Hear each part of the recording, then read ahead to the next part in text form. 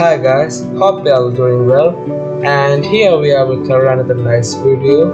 And today we are going to discuss about a great personality who was an American comic writer, editor, publisher, and producer. Moreover, he was a primary creative leader for 2 decades for the Marvel Comics. And when we start, it's good to start from his early life, his personal life. Stanley Martin Lieber was born on December 28, 1922 in Manhattan, New York City, in the apartment of his Romanian-born Jewish immigrant parents, Celia Solomon and Jack Lieber, at the corner of West 90th Street and West End Avenue in Manhattan. Though raised in a Jewish household, in a 2002 interview, he stated when he asked if he believed in God, "Well, let me put it this way, bosses. No, I'm not going to try to be clever. I really don't know. I just don't." His father, trained as a dress cutter, worked always particularly after the Great Depression, and the family moved further uptown to Fort Washington Avenue in Washington Heights, Manhattan. Lee had one younger brother named Larry Lieber. He said in 2006, as a child, he was influenced by books and movies, particularly those playing heroic roles. By the time Lee was in his teens, family was living in an apartment at 1720 University Avenue in the Bronx. Lee described it as a third-floor apartment facing outback. Lee and his brother shared the bedroom while their parents slept on a four-couch cushion. Lee attended David Lincoln High School in Bronx. In his youth, Lee enjoyed writing and entertained dreams of writing the great American novel one day. And this we could say was the first small movement taken up by him to his heights of success. He said that in his youth, he worked such part-time jobs as writing obituaries for news service and press releases for the National Tuberculosis Center, delivering sandwiches for the Jack May Pharmacy to Rockefeller Center, working as an office boy for trouser manufacturer, ushering at a Rivoli Theater on Broadway, and selling subscriptions to New York Herald Tribune newspaper. A 15 entered a high school essay competition sponsored by New York Herald Tribune called the Biggest News of the Week contest.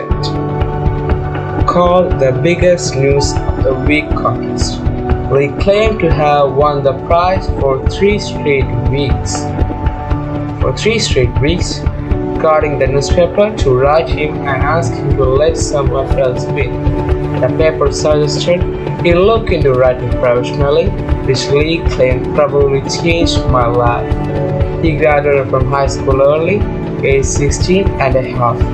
In 1939, he joined the DPA Federal Theater Project. And you could see the growth of Stanley was known by himself. He had it that in his mind that one day the world will turn to him with proud because of him. And that's the things we understand from his early life. And now it's time for us to discuss about his publishing career, his early career. With the help of his uncle Robbie Solomon, Lee became an assistant in 1939 at the New Timely Comics division of Pulp magazine and comic book publisher Martin Goodman's company. Timely by the 1960s would evolve into Marvel Comics. Lee, whose cousin Jean was Goodman's wife, was formally hired by Timely editor George Simpson. His duties were prosaic at first. In those days, the artist dipped the pen in ink so I had to make sure ink wells were filled. Lily recalled in 2009 when I went down and caught them their legs. I did proofreading. I erased the pencils from the finished pages of them. For them, marshalling his childhood ambition to be a writer, young Stanley Lieber made his comic book debut with the text thriller Captain America follows the Turtles' Revenge in Captain America's Comic 3. Cover dated May 1941 using the pseudonym Stanley, a play on his first name Stanley, which years later he would adopt as his legal name. They later explained in his autobiography and numerous other sources that because of his low social status of comic books, he was so embarrassed that he used a pen name so that nobody would associate his real name with comics when he would someday wrote the great American novel. This initial story also introduced Captain America's trademark reoxide shield toss, and this was the some basic qualities he had. He didn't think that it was the name of a pen. He just thought about his career, his passion, and all, and he went on with it. He graduated from writing literary thriller to actual comics with a backup feature headline 100 foreign correspondent 2 issues later. Lee's first superhero co-creation was Destroyer in Mystic Comic number 6, August 1941. Other characters he co-created during this period, fans and historians call the Golden Age of comic books, include Jack Frost, debuting in USA Comics number 1, August 1941, and Father Time, debuting the Captain America's Comics number 6, August 1941. And this was flourished, we could say flourished by the media and the surroundings as a golden age of comics books. And he was flooded with many invitations and all. When Simon and his creative partner Jackie Kirby left late in 1941 following a dispute with Goodman, the 30-year-old publisher installed Lee under 19 years old an interim editor. The youngster showed a knack for the business that led him to remain as the comic book division editor-in-chief as well as art director for much of that time, until 1972 when he would succeed Goodman as publisher. Lee entered the United States Army in early 1942 and served within US as a member of Signal Corps, repairing telegraph poles and other communication equipment. He was later transferred to Training Film Division, where he worked writing manuals, training films, slogans, and occasionally cartoon. His military classification, he said, was playwright. He added that only 9 men in the US Army were given that title.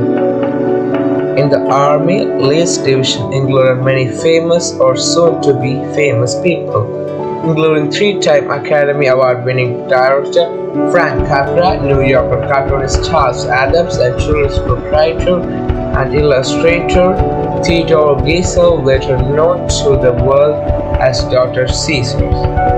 Vincent Fago, editor of Timely Animation Comics section, which put out humor and funny animal comics, filled in until Lee returned from his World War II military service in 1945. Lee was introduced into Signal Corps Regimental Association and was given honorary membership of 2nd Battalion of 3rd US Infantry Regiment out of Joint Base, Lee became Scout at 2017 Emerald City Comic Con for his superior service. While in the Army, Lee received letters every week on Friday from the editors at Timely detailing what they needed written and by when. Lee would write, then send the story back on Monday. One week, the mail clerk overlooked his letter, explaining nothing was in Lee's mailbox. The next day, however, Lee went to the closed mail room and saw an envelope with written address of Tamil Comics in his mailbox.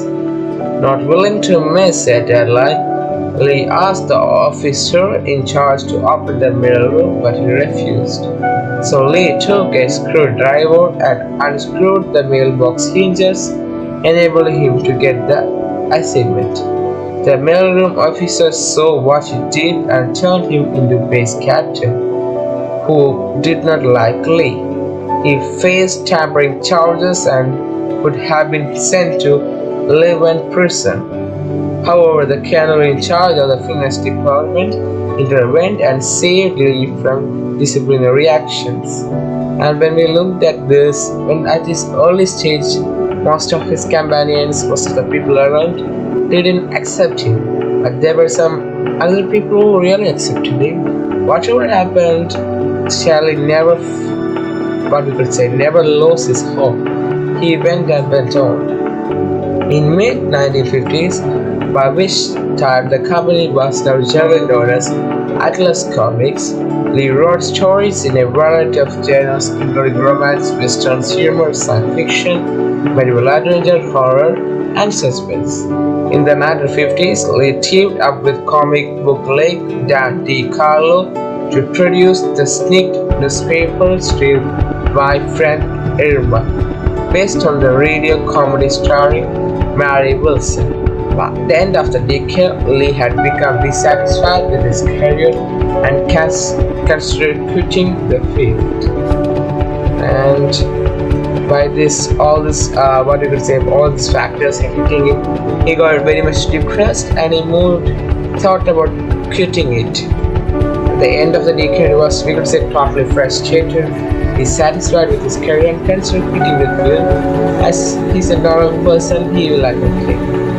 And when we talk more about Marvel Comics revolution, the late 1950s DC Comics director Julius K. Watts revived the superhero archetype and experienced a significant success with this updated version of The Flash, and later with Super Team, the Justice League of America. The response publisher Martin Gurway asked Lee to come up with new superhero team. Lee's wife suggested that his experiment with story he preferred, since he was planning on changing careers, had nothing to lose. Lee acted on that advice, giving his superheroes a flat humanity, a change from ideal archetypes that were typically written for pretense. Before this, most superheroes were aesthetically perfect people with no serious lasting problems. They introduced complex, realistic characters who could have bad tempers, fits of melancholy and vanity. They bickered amongst themselves, worried about paying their bills and impressing fans, got bored or even sometimes physically ill. And what we say that Stanley didn't follow the way others followed. You could say that he followed a different path, different from his companions. He took the path which is less followed by the other people.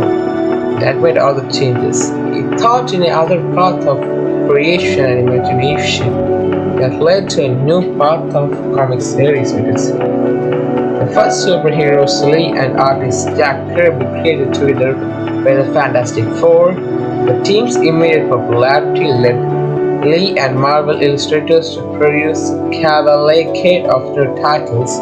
Again, working with Kirby, Lee co-created the Hulk, Thor, Iron Man, and the X-Men with Will Irwin, Daredevil, and with Steve Ditko, Doctor Strange, and Marvel's most successful character, that's another Spider-Man, all of whom lived in thoroughly shared universe. Lee and Kirby gathered several of their newly created characters together in the team titled The Avengers, which is really great, and would revive the characters from the 1940s such as Submariner and Captain America. Years later, Kirby and Lee found us who deserve credit for creating the Fantastic Four. I would say that was my favorite also. Comics historian Peter Sanderson wrote in 1960s, DC was the equivalent of big Hollywood studios. After the brilliance of DC's renovation of superhero in late 1950s and early 1960s, it had run into creative drought by decade's end. There was no audience for comics now, and it wasn't just little kids that traditionally had read the books. The Marvel of 1960s was in its own way the counterpart of the French New Wave. Marvel was pioneering new methods of comics storytelling and characterization, addressing more serious themes and in process keeping attracting readers in their themes and views. Moreover, among this generation of readers were people who wanted to write or draw comics themselves with the new style that Marvel had pioneered and pushed the creative envelope still further. And these are the from the comic historians and the facts. It was a main suggestion. Lee's revolution extended beyond the characters and storylines to the way in which comic books engaged the readership and built a sense of community between fans and creators. He introduced the practice of regular intro, including a credit panel on the splash page of each story, naming out just the writer and the penciler, but also the inker and letterer. Regular news about Marvel staff members and upcoming storylines was present on the Welcome Devices page, which, like the letter columns that appeared in each title, was written in a friendly chatty style. Lee remarked that his goal was for fans to think of the comic creators as friends and considered it a mark of his success on his front end. At a time when letters to other comics publishers were typically addressed peer editor, letters to Marvel understood the creator by the first name. Example, Dear Stan and Zack. Really great. He recorded new messages to newly formed Mary Marvel Monster Society fan club in 1965. By 1966, the brand was well enough in second in popular culture at a March 3 WBAR radio program with Lee and Kirby as guests was titled Will Success Spoil Spider-Man? And these were the social reviews at that time. Throughout the 1960s, they scripted, art directed, and most of the Marvel series moved to the letter pages, wrote a monthly column called Stan's Snack Box, and wrote an endless promotional copy of Singing Up with its trademark motto, Ecclesia, which is also the New York State motto. To maintain his work and meet deadlines, he used a system that was used previously by various comic book studios. But due to Lee's success with it, became known as the Marvel method. Typically, Lee would brainstorm a story with the artist and then prepare a brief synopsis rather than a full script. Based on synopsis, the artist would fill the allotted number of pages by determining and drawing the panel-to-panel storytelling. After the artist turned in penciled pages, Lee would write the word balloons and captions and then oversee the lettering and coloring. In effect, the artists were co-plotters whose collaborative first drafts Lee built upon. Following Hector's departure from Marvel in 1966, John Romita Esser became Lee's collaborator on The Amazing Spider-Man, which in a year it took our Fantastic Four to become the company's top seller.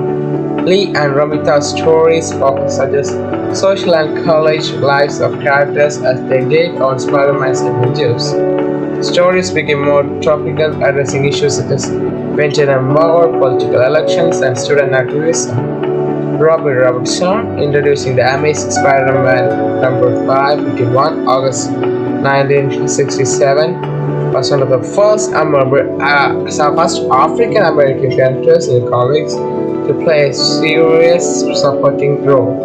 In Fantastic Four series, the lengthy run by Lee and Kirby produced many active storylines as well as characters that have become central to Marvel, including the Inhumans and Black Panther, and the African King, who would mainstream comics past the black superhero. This is a historic moment, we could say, where the blacks also get a chance to come in front of the comics. And what this conveys some social messages also. What discrimination the blacks are abolished. Many it comes up with many social messages in this. The story frequently cited as Lee and Kirby's finest achievement. This three-part Galactus trilogy that began in Fantasy Four, number 48, March 1996, chronicling the arrival of Galactus, a cosmic giant who wanted to devour the planet and its world, and the Silver Surfer.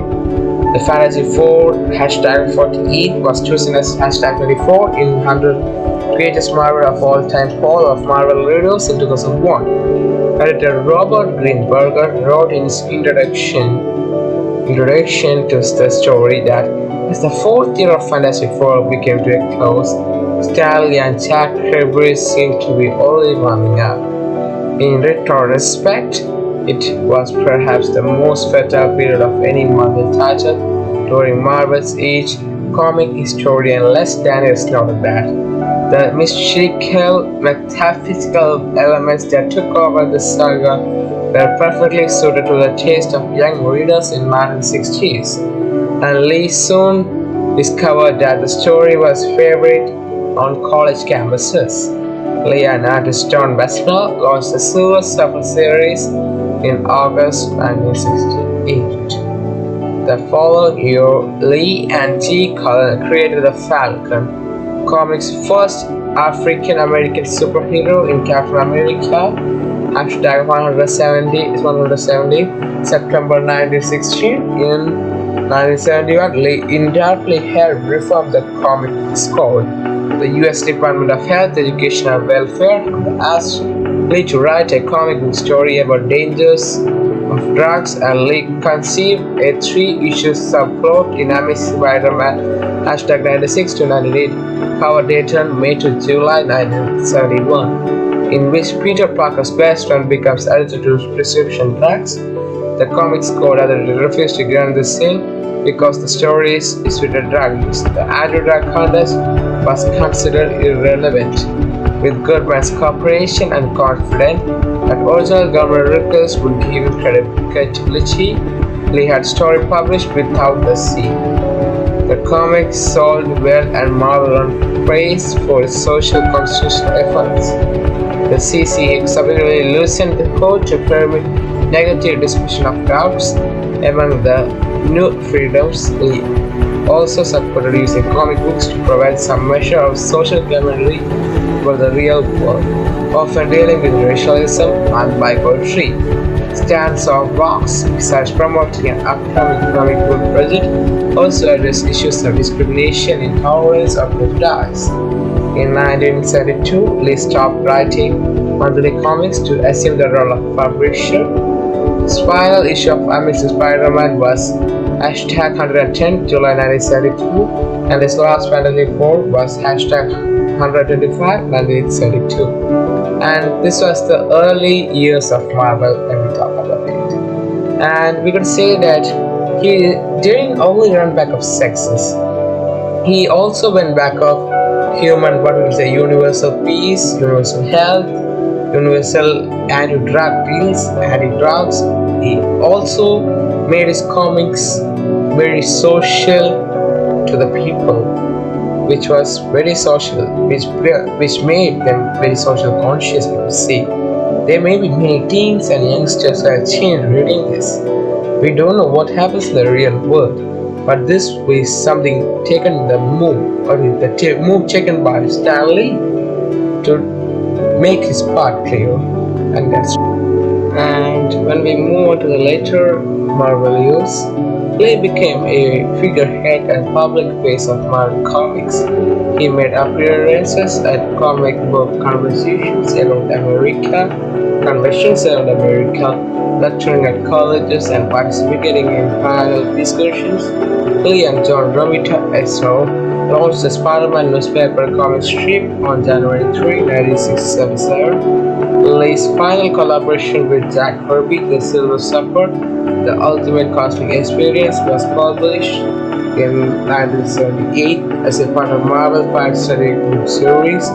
and is considered to be the Marvel's first graphic novel. Lee and John Buscema produced the first issue of the Savage She-Hulk finance and not enough creative process he enjoyed. And what we understand from this is that he never liked, he was more interested in bringing more fields of imagination to the world rather than making money and all. That's clear in this statement that he was not interested in finance and number of monies. He was interested in the process of creativity and enjoyed it a lot.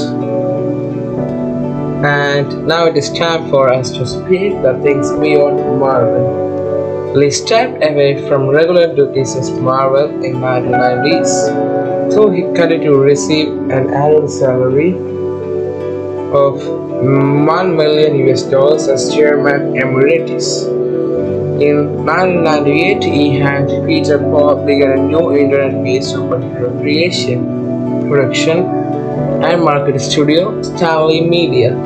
It grew to 165 people and went public through reserve merger structure by investor Bangor Stanley Medley in 1999.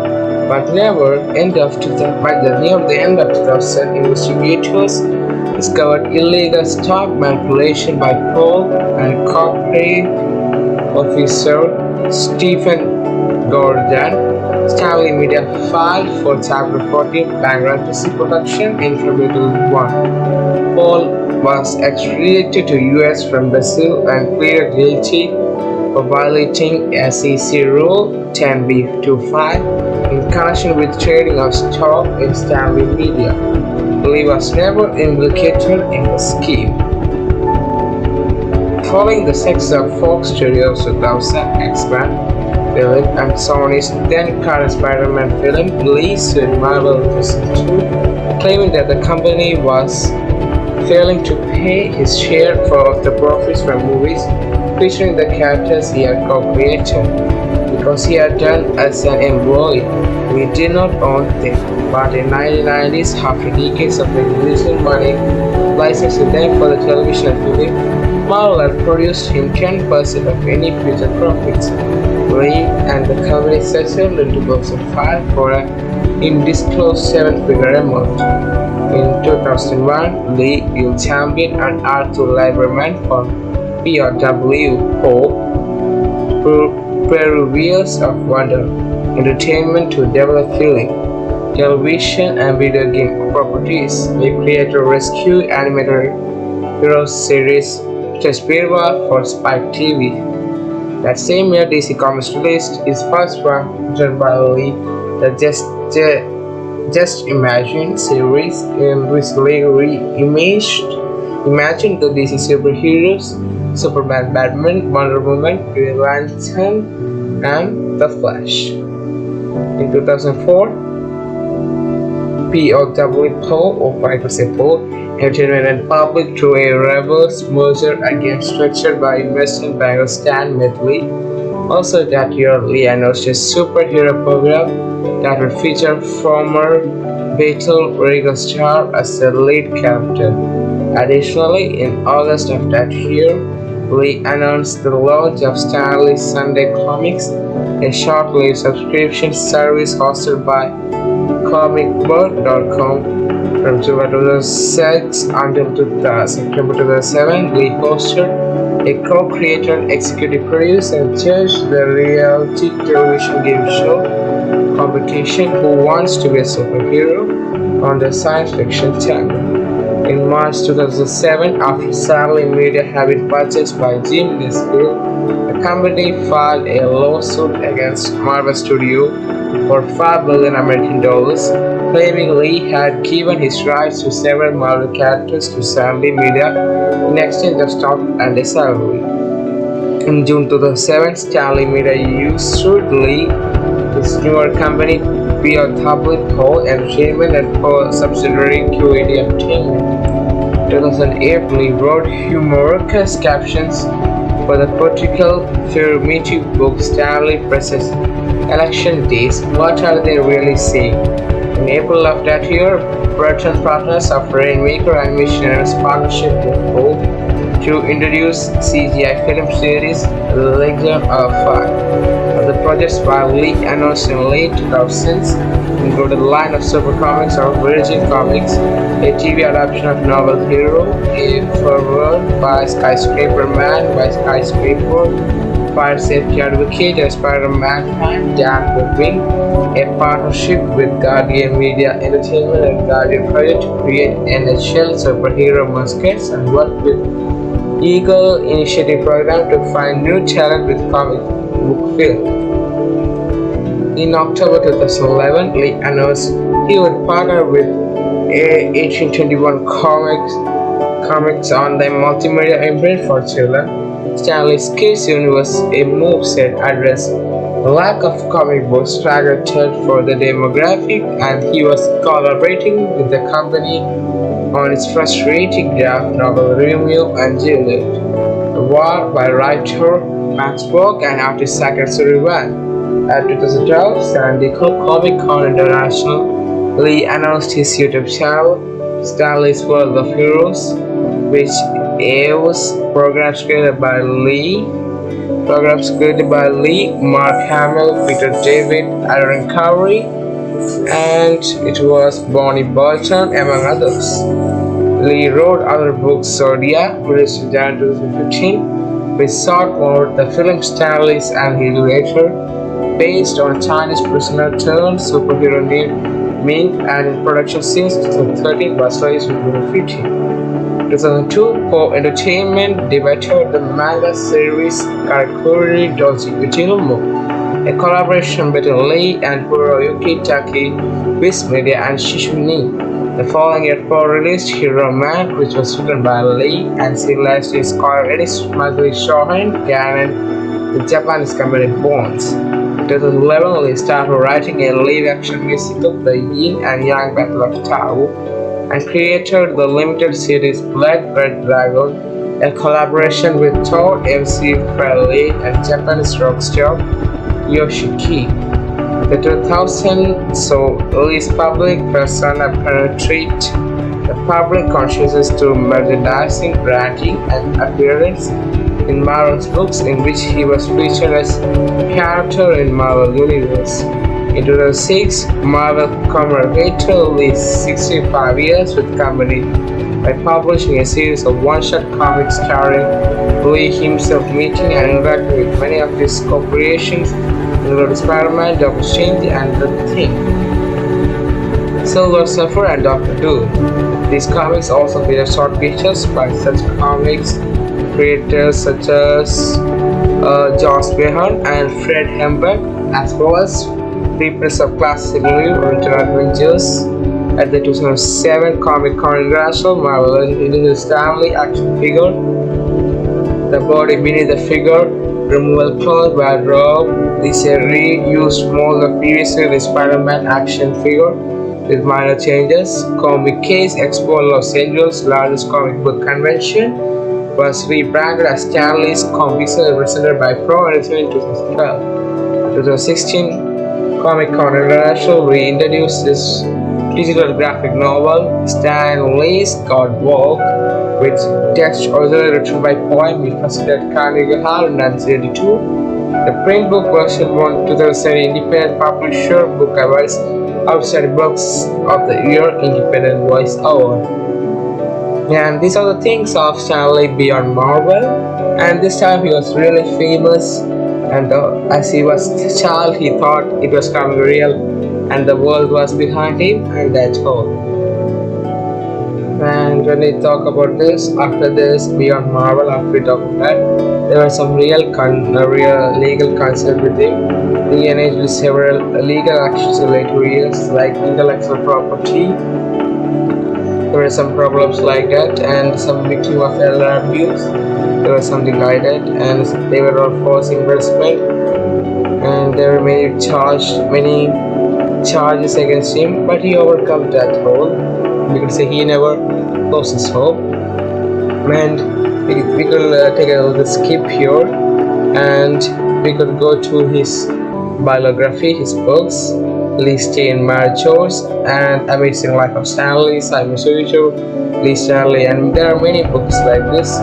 And comics biography, if you look, these are comics person Superman, Detective Comics, Jesse Aquaman, Batman, Godman, Catwoman, Crisis, Flash, Green Lantern, GLA, Robin, Sandman, Secret Flash, Shazam, Superman, Wonder Woman, and Discover. When you look at Marvel Comics, it is having Spider-Man 1 and Spider-Man strips, Avengers, Captain America, Daredevil, the Big Illustrator, Fantastic Four, The Incredible Hulk, The Little Mystery, The Mighty Thor, Raven Savage, Silver Surfer series, Solar Man, Web Spider-Man, Days of Stars, Strangers, and X-Men. And Skyman, Spiritual, and others are hero men. And these are all the things got by him. And after this, when we go to his cultural impact, accordance, the country of Los Angeles and the city of Long Beach declared October 2, 2009 as Stanley Day. Boston Mayor Marty Walsh named August 2, August 2015 as Stanley Day for the city during annual Boston Comic Convention event. The office of New York City Mayor Bill de Blasio announced that October 7 to the 7 was Stanley Day for the city during New York Comic Con. The onset of the 16th Stanley Cosmic Spring also the Los Angeles City Council announced October 20th to the city as Stanley Day. On July 2030, Lee and Jack Bell named Disney Legends for the creation of numerous characters and later Disney Marvel Cinematic Universe. On July 18, 2020, as part of D23 Disney Legends event, a ceremony was held at TCL Chinese Theatre on Hollywood Boulevard, where Stanley imprinted his hands, feet, and signature in silk. The New York City Council voted on July 13, 2019 to name a section of University Avenue in Bronx between Branded Place and West 176 6th Street as Stanley Bay.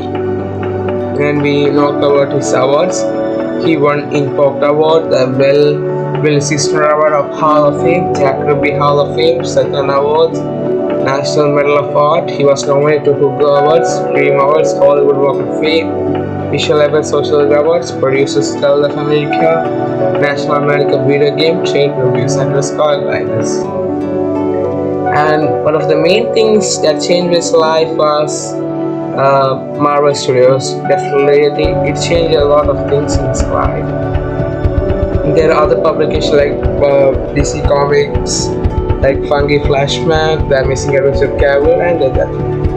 And when we talk about his film and television affairs, Lee had cameo appearances in many Marvel films and television projects, including those within the Marvel Cinematic Universe, and few of those appearances are self-aware and sometimes reference Lee's involvement in the creation of certain characters. He had completed the film footage for his cameo in film images and gave tribute to his death. Lee was featured with colleagues and family in the 2010 documentary with great cover Stanley Story, which explored his life, career, and creations. And when we talk about what we could say Stanley's marriage and residences, from 1945 to 1946, they lived in the rent-top floor of Brownstone in East Indies in Manhattan. He married John Clayton Boo Cook, originally from Newcastle, England, on December 5, 1947, and in 1949, the couple both bought a house in Watermere, New York, on Long Island, living there through 1952. Their daughter, John Celia J. Sale Lee, was born in 1950, and the daughter, Jan Lee, died a few days after her birth in 1953. The Lees resided in the Long Island town of Albert Harbor, New York from 1952 to 1998. They also owned a condominium on East 63rd Street in Manhattan from 1975 to 1980, and during the 1970s owned a vacation home in Westmere, New York. Further moved to West Coast in 1981. They bought a home in West Hollywood, California previously owned by comedian Jack Benny, radio announcer Tom Wilson. And this is all his personal and family life. He had a very good family and all. In talk about philanthropy, the Stanley Foundation was founded in 2010 to focus on literature, education, and the arts. Its stated goals include supporting programs and ideas that improve access to literacy resources as well as promoting diversity, national literacy, culture, and the arts. He donated portions of his personal effects to the university Wyoming at various times between 1981 and 2001. And now we can move on to the last part of our session, that is Victorious and the of Stanley. In September 2012, Lee underwent an operation to insert a pacemaker, which required cancelling planned appearances at conventions. Lee eventually retired from convention for appearance by Lord Huxley very sadly. On July 16, 2017, his wife of 69 years, John, died of complications from a stroke. She was 95 years old. Lee died on 12, 2018, 6 weeks before his 96th birthday at Cedars-Sinai Medical Center in Los Angeles, California. After being left the medical emergency earlier in the day. Earlier that year, he revealed to the public that he had been battling pneumonia and in February was rushed to the hospital for worsening conditions at around the same time. The immediate cause of death listed on his death certificate and cardiac arrest and respiratory failure and congestive heart failure as underlying causes. It also indicated that he suffered from aspiration pneumonia. His body was cremated and his ashes were given to his daughter. Roy Thomas, who succeeded Lee as editor-in-chief of Marvel, had visited Lee 2 days prior to his death to discuss the upcoming book, The Stanley Story, and stated that I was going ready to go, but he was still thinking about doing more cameos as long as he had the energy for it and didn't have to travel. Stan was always up to do some more cameos. He got a kick out of those more than anything else. And what we understand from this that he's a great person and really a very wonderful role model for the teens and the little children. As a comic writer, not as a comic writer, even as a writer, we could say he's another king of imagination and creativity. And till his last moment, he never lost his hope of comics. If he could never get up also, he could sit and work, draw comics, and create more and more imaginations and exaggerations to the world of creativity. And that is something we should really learn from him, and his life has shown great things to us. What we understand from these videos are that there are great people who live here before us, and they are showing us many things to do in our life. What we should do is just simple.